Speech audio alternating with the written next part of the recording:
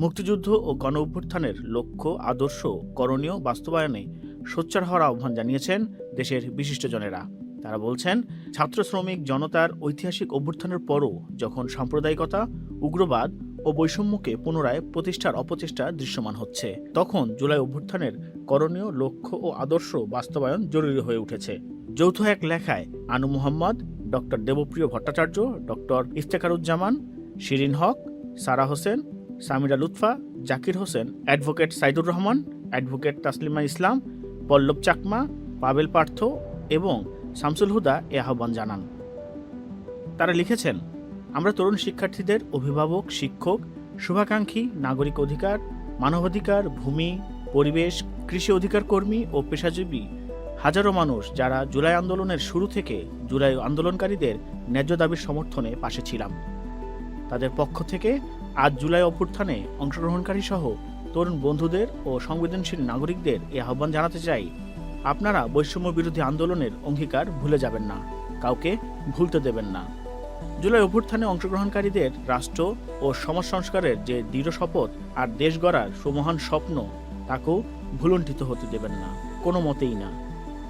তার অর্থ হচ্ছে, আপনারা যে যেখান থেকে আছেন, ক্যাম্পাসে কিংবা ক্যাম্পাসের বাইরে, পেশায়, পেশার বাইরে, কারখানায় অথবা ফসলের ক্ষেতে, চাকরির অপেক্ষায় সবাইকে সমস্বরে আওয়াজ তুলতে হবে। সমাজের সব স্তর, শ্রেণী, পেশা, ধর্ম, বর্ণ, লিঙ্গ, সম্প্রদায় নির্বিশেষে ২৪-এর ছাত্র জনতার অভ্যুত্থানের সব ধরনের বৈষম্য বিরোধী অবস্থান এবং ৭১-এর মহান মুক্তিযুদ্ধের মূল চেতনা, সাম্য, মানবিক মর্যাদা ও সামাজিক ন্যায় বিচার সুরক্ষায় নিচের দাবিগুলো আমরা বলিষ্ঠ কণ্ঠে উচ্চারণ ও বাস্তবায়নে সচেষ্ট থাকব। ১. ৭১ ও ২৪-এর অবিচ্ছেদ্য অভীষ্ট বহু জাতিগোষ্ঠী, বহুধর্মী, বহুভাষী ও বহু সংস্কৃতির বাংলাদেশে সাম্য, মানবিক মর্যাদা, সামাজিক ন্যায় বিচার, ধর্মীয় স্বাধীনতা ও সম্প্রীতির মূল্যবোধ ও চর্চা পরিপন্থী সব শক্তিকে প্রতিহত করতে হবে। ২. ঘৃণার রাজনীতি, সাম্প্রদায়িক উস্কানি ও সহিংসতাকে প্রতিরোধ করতে হবে। ৩. দেশ বা বিদেশ থেকে যেসব উদ্দেশ্যমূলক গুজব, অপপ্রচার অথবা উস্কানিমূলক বক্তব্য যাই আসুক, তার তথ্যভিত্তিক প্রতিবাদ জানাতে হবে। ৪. তরুণ, নারী, শ্রমজীবী, পেশাজীবী ও প্রান্তিক কৃষক, আদিবাসী ও অন্যান্য বিপন্ন মানুষের সঙ্গে সংহতি জোরদার করতে হবে। ৫. সুশাসন ও আইনের শাসনের পক্ষে সোচ্চার অবস্থান নিতে হবে। ঘুষ, দুর্নীতি, অন্যায় ও নির্যাতনের বিরুদ্ধে সমবেতভাবে দাঁড়াতে হবে। ৬. রাষ্ট্র ও সমাজ সংস্কারের দাবির প্রশ্নে কোনো আপোষ নয়। পুলিশের নিয়ন্ত্রণভার স্বাধীন জাতীয় পুলিশ কমিশনের উপর ন্যস্ত করতে হবে। স্বাধীন জাতীয় মানবাধিকার কমিশন, তথ্য কমিশন প্রতিষ্ঠা করতে হবে। এছাড়া শিক্ষা, স্বাস্থ্য, ভূমি, কৃষি, পরিবেশের কোনো কমিশন হয়নি। এর জন্য নির্বাচিত সরকারকে সংস্কার কমিশন অবিলম্বে গঠন করতে হবে। ৭. নারীর অধিকার সুরক্ষা, নারীর স্বাধীনতা, ভূমি অধিকার সহ তাদের সব ন্যায্য অধিকারের প্রতিপূর্ণ একাত্মতা ও সক্রিয় অবস্থান গ্রহণ করতে হবে। নারী সংস্কার কমিশনের সব ন্যায্য সুপারিশ নির্বাচিত সরকারকে বিবেচনায় নিয়ে বাস্তবায়ন করতে হবে। ৮. জনপ্রশাসনের সব স্তরে সংস্কার কার্যকর করতে হবে। প্রশাসনের কর্মকর্তাদের জনগণের সেবক হিসেবে গড়ে তুলতে হবে। প্রশাসনের মধ্যে বিদ্যমান অসততা, অদক্ষতা দূর করে দক্ষ, স্বচ্ছ, জবাবদিহিমূলক প্রশাসন গড়ে তুলতে হবে। ৯.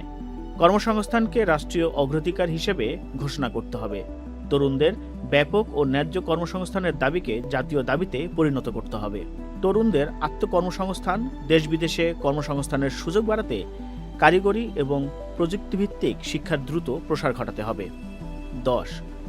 সংবাদ মাধ্যমে স্বাধীনতা, সুরক্ষা এবং নাগরিকদের মত প্রকাশের স্বাধীনতা, দ্বিমত প্রকাশের অধিকারকে দৃঢ়ভাবে সমর্থন জানাতে হবে। ১১.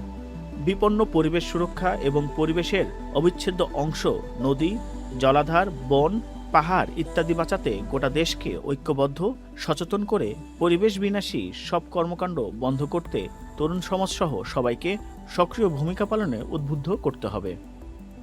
১২. নারী, শিশু ও কিশোরীদের প্রতি সহিংসতা, ধর্ম, বর্ণ, শ্রেণী, পেশা নির্বিশেষে তাদের উপর নিপীড়ন, নির্যাতন, ধর্ষণ যে কোনো মূল্যে প্রতিরোধ করতে হবে। যারা নারী বিদ্বেষী প্রচার করে তাদের বিরুদ্ধে ব্যাপক জনমত, জনপ্রতিরোধ গড়ে তুলতে হবে।